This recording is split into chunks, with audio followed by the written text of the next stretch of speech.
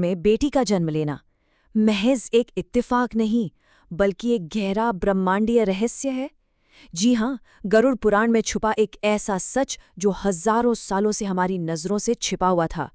ये भगवान का एक बहुत ही सोचा समझा और गहरा चुनाव होता है। लेकिन सवाल ये है कि भगवान आखिर एक बेटी को भेजने के लिए कौन सा घर चुनते हैं? कौन होते हैं वो खुशकिस्मत माता पिता?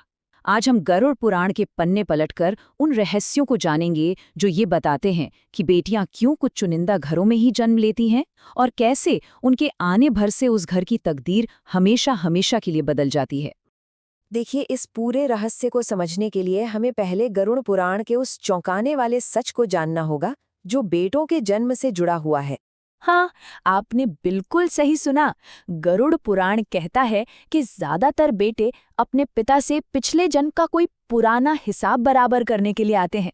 वो या तो अपना कोई कर्ज वसूलने आते हैं, या आपकी संपत्ति में अपना हिस्सा लेने आते हैं, या फिर आपके कमाए हुए पुण्यों को भोगने के लिए आते हैं। ये वो आत्माएं हैं जिन्हें आपसे कुछ न कुछ लेना होता है। तो अब सबसे बड़ा सवाल यही उठता है कि अगर बेटे लेने के लिए आते हैं तो फिर बेटियां क्यों आती हैं? यकीन मानिए, अब जो सच आप जानने वाले हैं वो आपकी पूरी सोच को बदल कर रख देगा।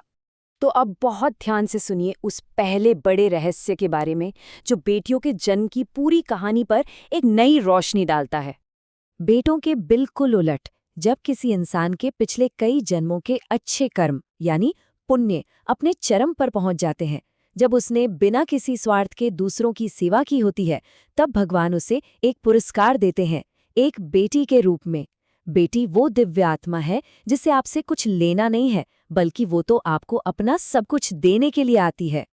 और ये पुण्य कोई मामूली चीज नहीं है।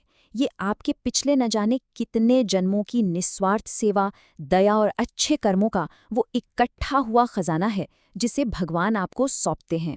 अरे, ये तो आपने भी देखा होगा है ना, कि कैसे एक सख्त से सख्त दिल वाला पिता भी अपनी नन्ही सी बेटी को गोद में उठाते ही मोम की तरह पिघल जाता है। ये कोई जादू नहीं है, ये उस बेटे की पॉजिटिव एनर्जी का असर है जो घर की सारी नकारात्मकता को एक पल में खत्म कर देती है।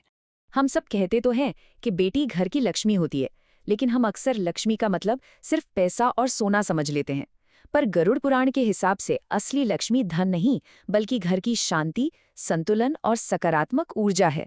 और एक बेटी अपने साथ यही असली दौलत लेकर आती है। चलिए, अब आगे बढ़ते हैं उस सबसे गहरे और अंतिम रहस्य की तरफ, एक ऐसा सच जो शायद आपके दिल को छू जाए और आपकी आंखों में आंसू भी ले आए। इस सवाल को जरा गौर से सुनिएगा।